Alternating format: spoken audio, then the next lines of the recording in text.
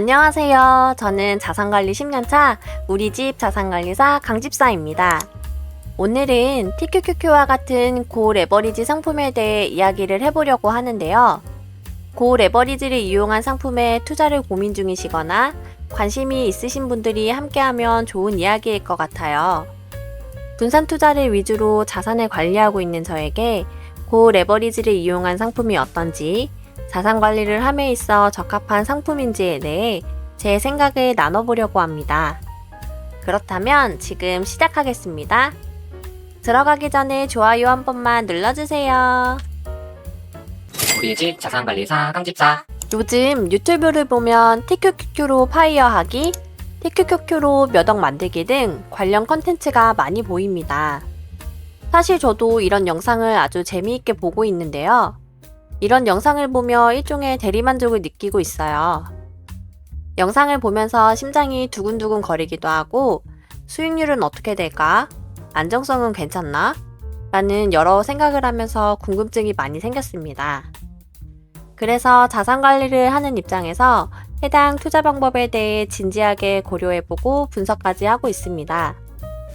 고레버리지를 이용한 투자 방식이 어떤 부분에 장점이 있고 어떠한 부분에 단점이 있는지 정확하게 분석하고 대입해야 우리가 투자하는 데 있어 도움이 되지 않을까 합니다.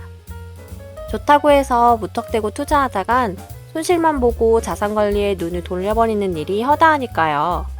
그러면 고레버리지를 이용한 상품에 투자하는 분들의 기본적인 투자 이론을 간단하게 정리해 보겠습니다. 고레버리지를 이용하여 투자하는 사람들의 주된 투자 근거 첫 번째는 TQQQ라는 종목은 상장한 이후 지금까지 꾸준히 성장해 왔으며 앞으로도 그럴 가능성이 높다입니다. 이것은 간단히 TQQQ의 주가 그래프를 확인해 보면 되는데요. 그래프를 보시면 최근 미중금리 인상 시기를 겪으며 오랜 기간 하락하였고 현재 어느 정도 회복은 하였으나 전의 고점을 돌파하지는 못하였습니다. 그러나 기간을 길게 해서 본다면 2010년 이후 꾸준히 상승해왔다는 것을 알 수 있습니다. 2021년 7월부터 2022년 2월 이내 기간을 제외한다면 어느 시기에 투자를 했더라도 현재 계좌의 수익률은 플러스일 가능성이 높습니다. 그리고 추종하고 있는 기초지수는 나스닥 100으로 역사적으로 꾸준히 우상향하고 있으며 자산의 가격이 장기적으로 우상향한다는 말은 투자자들 대부분이 갖고 있는 기본 전제 조건 중 하나이니까요. 물론 과거 성장이 미래의 계속된 성장을 보장하진 않지만 미국 시장이 전 세계에서 갖는 의미를 생각해 본다면 전혀 근거 없는 이야기는 아니라고 생각합니다. 두 번째 투자 근거는 TQQQ는 분산 투자로 안정성을 갖추었다는 것입니다. 분산 투자에는 두 가지 방법이 있습니다. 한 가지는 투자 종목을 여러 가지로 나누어 리스크를 줄이는 방법이 있고 다른 한 가지는 투자 시점을 여러 시간대로 나누어 리스크를 줄이는 방법이 있습니다. TQQQ라는 종목은 기초지수가 나스닥 100으로 나스닥에 상장되어 있는 상위 100개의 우량주에 분산 투자를 하는 것으로 볼 수 있으며 투자 시점 또한 TQQQ를 투자하는 사람들 대부분이 기본적으로 분할 매수를 하여 분산 투자를 같이 진행하고 있습니다. 이러한 점에서 보면 고배율 ETF는 고위험성을 갖고 있다는 고정관념과는 다르게 분산 투자로서의 안정성을 충분히 보유하고 있다고 할 수 있습니다. 사실상 우리나라의 경우 아파트를 살 때 대출을 받아서 매수하는 경우가 많습니다. 그리고 우리가 아파트를 구매할 때에는 일반적으로 한 채의 아파트를 구매하지 여러 채의 아파트를 구매하지는 않습니다. 또한 정해진 시점에 아파트를 구매해야 하죠. 아파트를 쪼개어 나눠 살 수는 없으니까요. 이런 걸 봤을 때 분산 투자의 개념으로 본다면 일반인들이 아파트를 구매하는 것은 상당히 리스크가 높은 행동일 수 있습니다. 어떻게 보면 대출을 끼고 아파트를 사는 게 고레버리지 상품을 매수하는 것보다 더 위험성이 높다고 해도 틀린 말은 아닙니다. 이처럼 저는 사실 레버리지 상품을 매수하는 것이 생각보다 리스크가 높다고 생각하지 않습니다. 본인만의 확실한 투자 전략이 있다면 충분히 리스크를 줄이며 수익을 낼 수 있는 방법이 있다고 생각합니다. 그렇기에 저도 TQQQ와 같은 레버리지 상품을 보유하고 있으니까요. 그럼 무엇 때문에 TQQQ가 위험하다는 인식이 생겼을까요? 물론 레버리지 상품에는 장점만 있는 것이 아닙니다. 단점으로는 레버리지 상품이 가지고 있는 여러 가지 비용 등이 있으며 그중 가장 위험한 점을 뽑는다면 계좌가 녹는다는 특징을 갖고 있다는 것입니다. 간단하게 설명한다면 매일 기초지수 수익률의 몇 배의 수익률을 추종하기 때문에 기초지수가 상승과 하락이 꾸준히 반복되면 하락분이 누적되어 기초지수의 하락률보다 레버리지 상품의 하락률이 더 커지는 형상입니다. 그렇기에 기초지수가 원래의 금액으로 복구했을 때 레버리지 상품의 가격은 회복하지 못하고 마이너스 수익률을 보여줍니다. 이는 현재 QQQ와 TQQQ의 모습을 보면 알 수 있습니다. 하지만 반대로 꾸준히 상승하는 시장 속에서는 완전히 다른 양상을 보여주죠. 레버리지 상품은 엄청난 복리의 마법을 진정으로 느낄 수 있게 해줍니다. 이는 레버리지 상품이 갖는 하나의 특징이라고 볼 수 있습니다. 이러한 특징으로 인해 도출된 결과는 전적으로 투자자에게 책임이 있다는 것을 명심해야 합니다. 이러한 것을 알고 투자하는 것과 모르고 투자하는 것은 엄청난 차이가 있을 것입니다. 그렇다면 레버리지를 이용하지 않는 ETF 상품들은 어떨까요? SPXL과 TQQQ에 투자하는 사람들이 있다면 SPY와 QQQ 같은 일반 지수 추종 ETF에 전 자산을 투자하는 사람들도 있습니다. 물론 레버리지 투자와 달리 굉장히 안정적이고 꾸준한 수익률을 얻을 수 있습니다. 레버리지를 이용하지 않으니까 위험성은 없는 걸까요? 그것은 아닙니다. 저는 레버리지가 없는 일반 지수 추종 ETF 상품에만 투자를 하는 게 더 문제가 될 수 있다고 생각합니다. 투자를 하는 입장에선 일반 지수 추종 ETF만 가지고 간다는 것은 자산을 증식시키는 방법이 아닌 물가 상승률과 현금의 가치 하락을 방어하는 수단 정도밖에 안 될 수 있기 때문입니다. 제가 올렸던 투자는 선택이지만 자산 관리는 필수인 이유 영상에서 사용했던 예를 다시 한번 들어보겠습니다. 현재 다른 자산은 보유하지 않고 아파트 한 채만 보유했다고 가정해 보겠습니다. 현재 아파트의 가격은 1억이며 10년 후 아파트의 가격은 2억이 되었습니다. 그러면 아파트의 가격이 1억에서 2억으로 올라 자산이 증가했다고 생각할 수 있습니다. 그러나 실질적으로는 주변 아파트 가격도 모두 올랐기 때문에 내가 가지고 있는 아파트를 팔더라도 똑같이 아파트 한 채만을 구매할 수 있습니다. 아파트 한 채의 구매력을 갖고 있다고 할 수 있죠. 이것은 물가 상승과 현금 가치의 하락에 자산을 방어한 것이지 투자를 하여 수익을 얻었다고 생각하기는 어렵습니다. 그럼 이번에는 아파트를 사기 위해 50%의 대출을 받았다고 가정해 보겠습니다. 단순 비교를 위하여 대출이자 등 기타 비용은 고려하지 않겠습니다.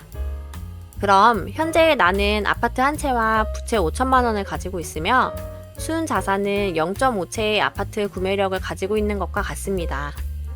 10년 뒤 똑같이 아파트의 가격이 1억에서 2억으로 오른다면 미래에 나는 아파트 한 채와 부채 5천만 원을 보유하고 있는 것은 동일하나 부채의 비중이 50%에서 25%로 감소하여 결과적으로 0.75채의 아파트 구매력을 갖게 됩니다. 어떻게 이런 결론이 도출되었을까요? 이것은 바로 레버리지라는 투자의 방법을 이용하여 투자 효율을 높였기 때문입니다.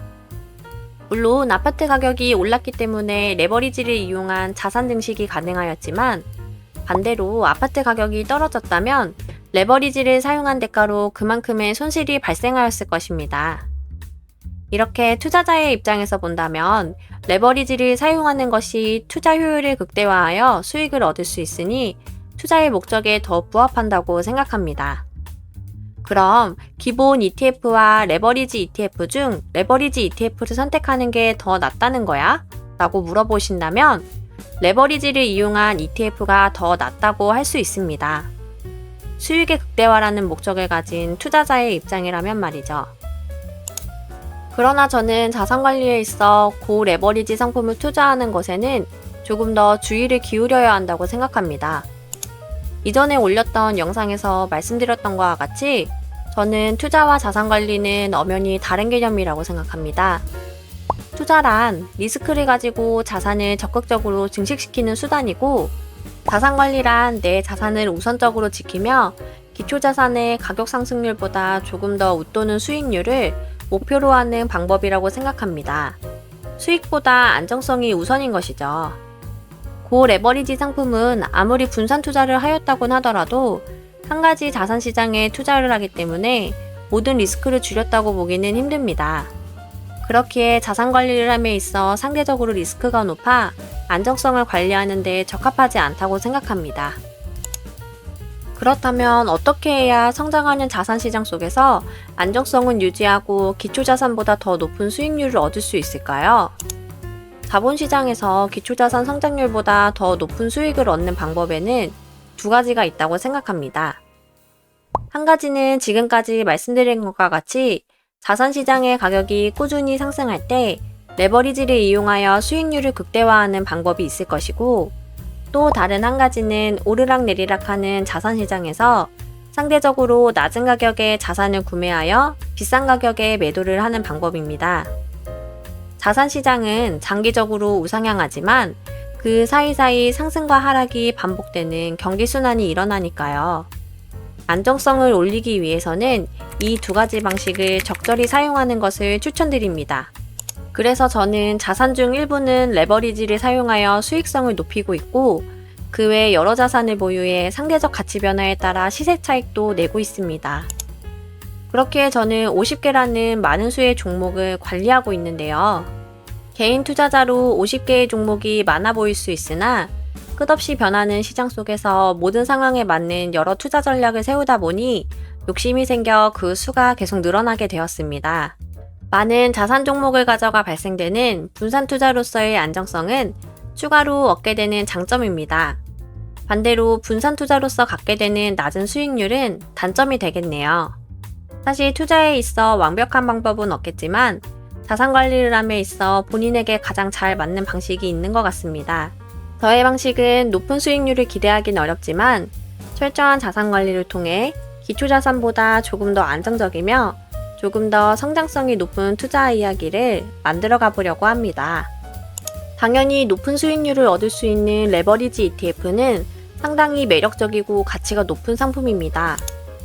다만 이를 활용하여 어떻게 투자를 할 것인가에 대한 정확한 투자 계획과 자신만의 투자 철학이 반드시 동반되어야겠죠. 그러나 저같이 평범한 분들에게는 TQQQ와 같은 고위험 상품에 무턱대고 도전하기엔 심적 부담감이 엄청납니다. 그렇기에 저처럼 안전함을 추구하는 투자자분들도 충분히 많을 거라 생각합니다. 앞으로도 분산 투자로 발생한 투자 수익 공개 등 자산관리 관련 컨텐츠를 꾸준히 올릴 예정이니 많은 응원 부탁드립니다. 오늘 이야기는 여기까지이며 저의 이야기에 공감이 가신다면 구독, 좋아요, 알림 설정 부탁드립니다. 그리고 분산 투자와 관련하여 궁금한 내용이 있으시다면 댓글도 많이 달아주세요. 최대한 성심성의껏 답변 드리겠습니다. 이상 자산관리하는 강집사였습니다. 감사합니다. 오늘의 결론. 여기 분산 투자하는 사람 있어요.